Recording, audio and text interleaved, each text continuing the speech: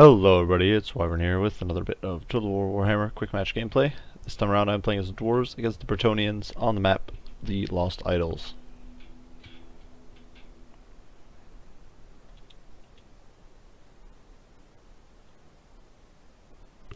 So as I showed in one of my recent quick match videos, I did a game of Dwarves against Brettonia, and or was as Brettonia against Dwarves, and the Dwarf player ran a composition that caught me a bit by surprise and beat me pretty badly. Through some abuse of the terrain and definitely a bit of baiting, but also just simply it was a very strong comp, and I wanted to give it a shot or try out a similar comp when I saw Brettonia pop up on in a quick match. So I decided to give it a try. It's not exactly the same comp. I'm not running Thorgrim. I'm not running a Thane. No Quarrelers. So I'm doing, but somewhat similar. So running Von Brindle for my commander with Flash Bomb, of course. That's one of the big things for shutting down cavalry. This is a fairly open map, so you definitely want that. A runesmith with all of his runes, as well as the rune that provides greater melee attack and some slight boost to leadership. And of course boosting armor-piercing damage of units around him. And then another runesmith with just the Rune of Wrath and Ruin over here. Basically just a hero to stiffen up my front line for the most part. Then I have 6 units of Longbeards with great weapons. Make up my whole front line. Figuring Brettonia doesn't have too much armor-piercing except trebuchets, and I was hoping they wouldn't bring that. And then for my anti-large support, I have 1 unit of Dragonback Slayers. These guys do have a slow against cavalry, so once again, hoping to use that to control enemy cavalry a bit, and then a unit of generic Slayers covering the other flank. In the middle, for my range component, I decided to run a unit of organ guns. I wanted to give them a try. I know organ guns can be fairly potent against heavy cavalry and against heavy infantry, especially if they group up. So definitely want to give you these guys a shot. It's going to be throwing things into slow a bit. I'll move on to the Brettonians. The Brettonians running Fey Enchantress. She is getting a nerf tomorrow, so she might not be no longer be as viable. She's on foot rather than on Silveron, which is a bit of an interesting choice. Running Regrowth and Earthblood. Interestingly enough, running the damage. I do believe that running the damage reduction against magic, which is a bit of an interesting choice there. I think that's what it is. Oh no, that's just the Mist of the Lady. I got mine. So then for the front line, running of course 5 units of Foot Squires to give my opponent all that armor piercing. She's of course running the Chalice of Potions, so that's definitely more spell that could hurt me quite a bit.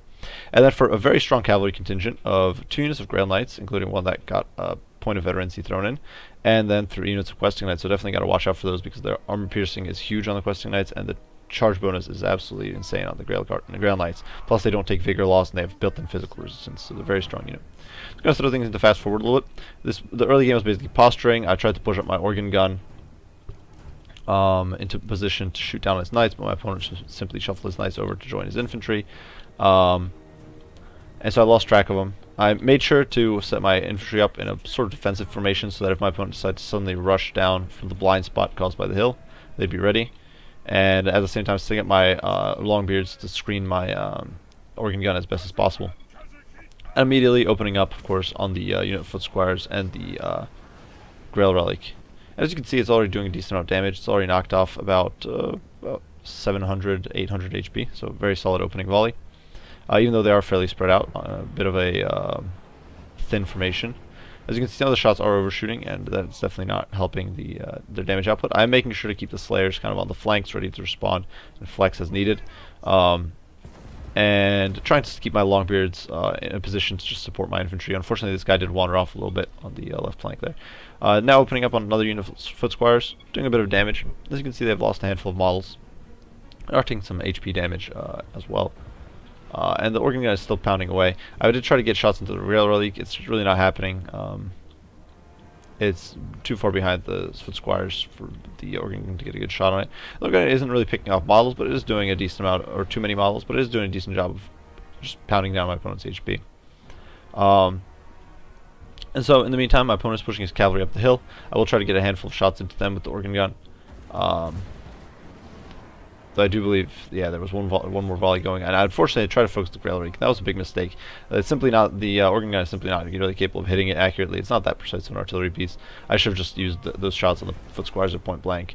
Now I do open up on the Questing Knights, and as you can see, they already knocked off 3 models and a very solid chunk of HP on them. The shots do pierce on the organ gun, so that's very powerful. Now I do feed in a bit here as my opponent turns tail to pull back with his foot squires. I push forward with the Longbeards, realizing all my opponent's cavalry is on this flank. I'm pushing these Longbeards out and just trying to zone my opponent in, or zone my opponent off for my organ gun. Unfortunately, this does mean the organ gun will shortly be blocked off. It does fire off another volley into the flank of these Grand Lines, but they do have physical resistance, and they absorb that hit fairly effectively. So now I'm changing target again to foot squires. I'm trying to keep shifting targets up to stay on top of a useful target at all times. Now I do think I make a bit of a mistake here with the Slayers. I should have simply moved them down here to join with the Dragonback Slayers and prepare for the enemy attack.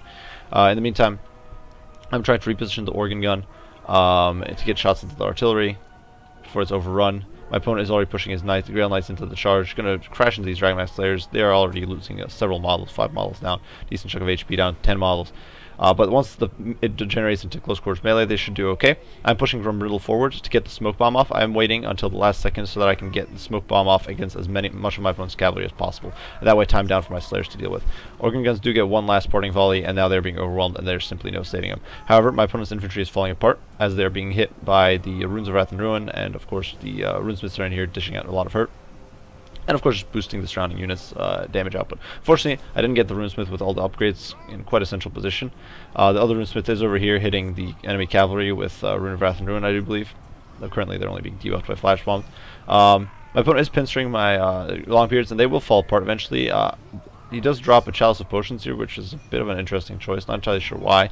Perhaps... and I pop Grumbrindle has no fear to ensure that my units don't flee. So that they hold out as long as possible. This bombardment probably did more damage to the Grail Knights than to my units. The Slayers over here are doing pretty solid work against the Questing Guys, given how bad of a HP loss they took early on to that cavalry charge. In the meantime, Grumbrindle, of course, doing absolute work. With the addition of the Runes of Wrath and Ruin throw in, he's absolutely destroying these guys. The Grail Relic has finally been driven off by the Runesmith and now destroyed. The Foot Squires are falling apart, and I will be able to... That'll freeze up these Longbeards to help over here. Fortunately, Grumbrindle knows no fear will wear off, and that means that these guys are going to fall apart and break and potentially shatter in a little bit. That said, Longbeards are pretty sturdy, so most of them will hold out for a while, even against the Questing Knights. Especially with the backing of the Runesmith, who is popping a Rune of Oath and Steel here just to make him a little tankier, though it won't help too much against the armor-piercing damage. Runesmith, though, and Grumbrindle are dishing out a lot of hurt to the cavalry.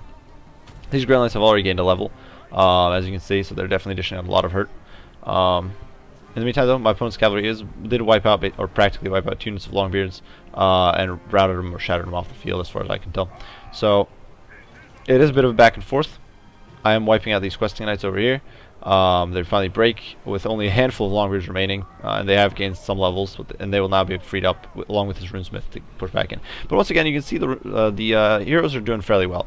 Grumbrindle is still very healthy. The Runesmith over here is still very healthy. This Runesmith is barely taking any damage at all, mostly having dueled that Grail Relic. So they're all doing very well for themselves. My opponent is doing some cycle charging against the Slayers because they are probably the biggest threat to his army. But I keep hitting his Foot Squires with the Runes of Wrath and Ruin, trying to get rid of whatever's left of my opponent's anvil, really, so that then my opponent only has cavalry to fall back on. Unfortunately, I don't have any artillery at this point, so I was a little worried about trying to kill off my opponent in